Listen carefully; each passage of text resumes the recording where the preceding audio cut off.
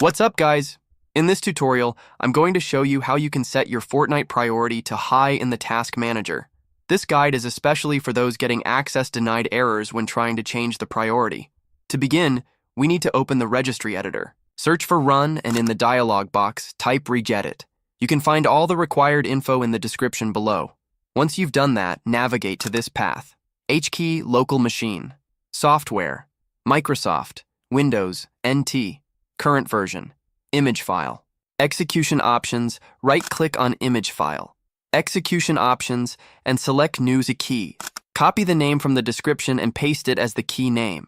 Now, right-click on the new key you just made, and again select New Copper Key. This time, name it Perf Options.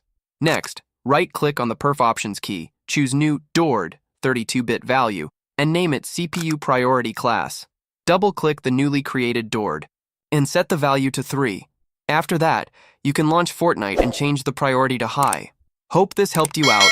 Feel free to leave a comment if you have any questions, and I'll see you in the next one.